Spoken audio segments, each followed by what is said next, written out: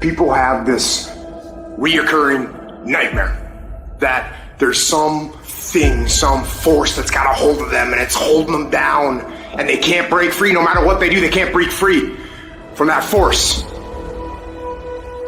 Well, I'm here to tell you that that thing in your nightmare, that thing that's holding you back, that thing that's dragging you down, that thing is you. There are two fundamental attitudes toward life and its sorrows. Those with the first attitude blame the world. Those with the second ask what they could do differently.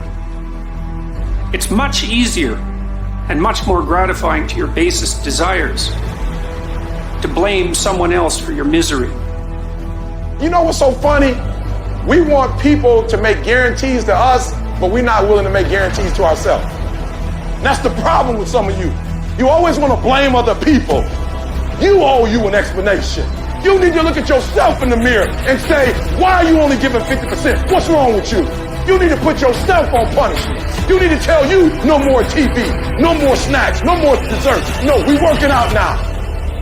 You need to tell you that you owe you something.